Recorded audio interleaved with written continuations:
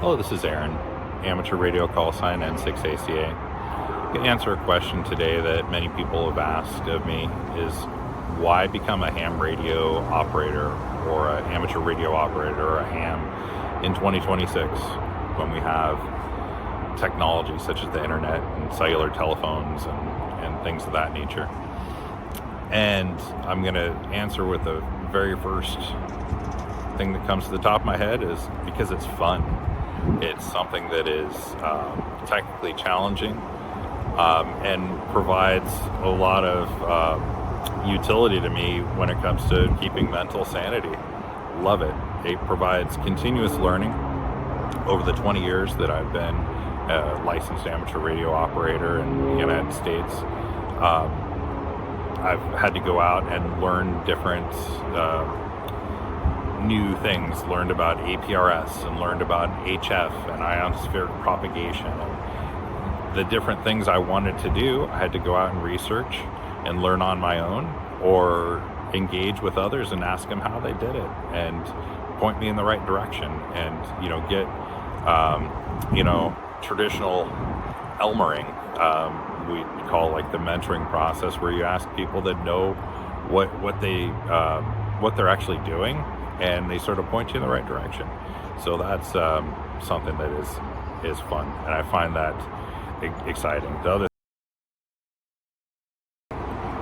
There's a certain amount of international camaraderie between countries and separate of political affiliations, and that is something that is wonderful about amateur radio, that it's a fraternity of people that have common interests of communicating all around the world, and that is it's something exciting to be able to communicate with people on every continent and every part of the world, including places such as Antarctica, and it provides sort of a common bond between everybody, as well as for folks such as myself that have jobs that require logging of connections with people that are foreign contacts. I have an audited list of the connections that I've made with people, and I understand who I'm talking to and when. The other thing that is excellent is the cognitive upkeep of learning new skills.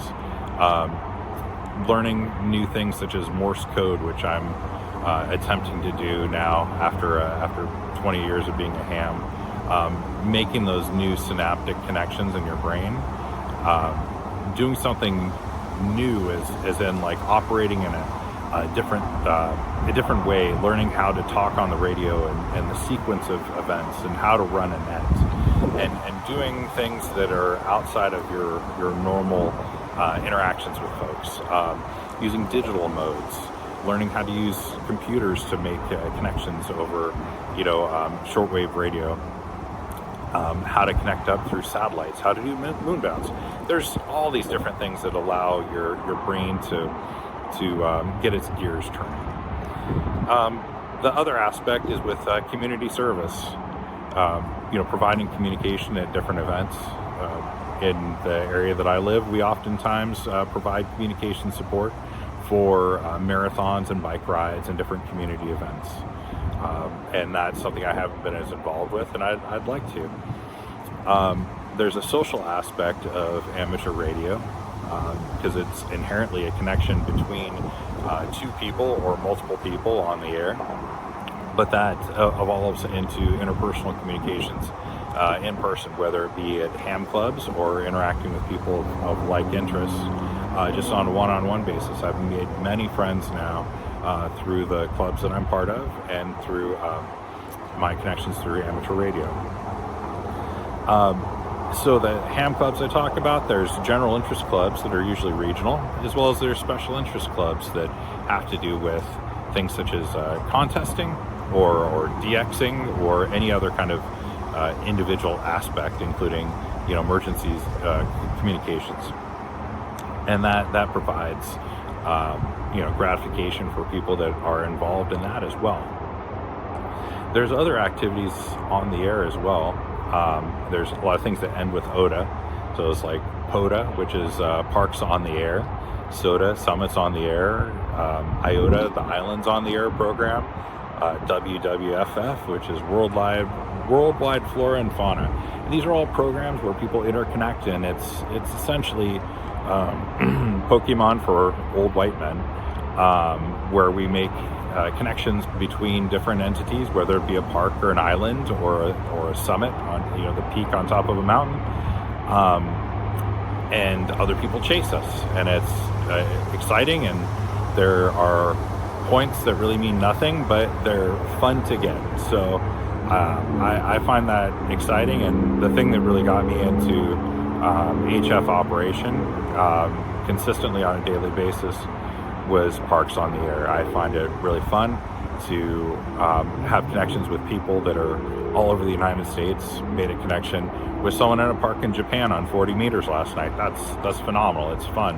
I was able to do that from my house directly to Japan, and that's I don't even know how many kilometers, 6,000 kilometers from my house.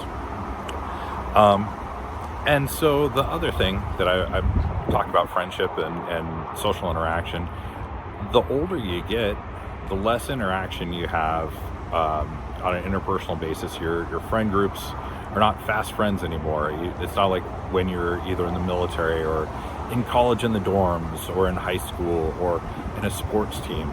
And this is an interesting place for people that are having the next act in their life after their children have gone off to college, to have interactions and have friends with interesting hobbies. Some people do motorcycles and some people do car clubs, and amateur radio is just another interesting thing to study and learn about and talk about. And you'll find that many people that are interested in amateur radio talk on the radio about radio, and it's fun for them. Overall, it's a pretty wholesome hobby. I wouldn't say it's cheap. It can be cheap, but it can be very expensive. It's like motorcycles. You can get something cheap, or you can buy a Harley or a Triumph. And in that way, it's very scalable to your lifestyle. It's something that you can do as much or as little as you want. There's 1,000 different things that you can explore, like I said, with satellites or bouncing signals off the moon, making connections over the internet, or just getting on good old ragchew, which is just getting on the air and talking with people, whether it be a group of people at night, like an ad hoc net, or point to point, just having a chat about what's going on. So I find it really fun. It's maybe it's not for everybody, but it's for a lot of people. And I hope that you're interested in amateur radio, and leave comments if you're interested in finding out more. There are organizations in the United States, such as the American Radio Relay League, the ARRL, that can provide lots of information on how to get licensed. And there's many places where you can get licensed over the internet. You don't have to even go anywhere. You can do it all from your home, from the learning to the licensing. So I hope I've been informative and helped you in this, and if not, then thanks for watching. I'm Aaron, N6ACA 73.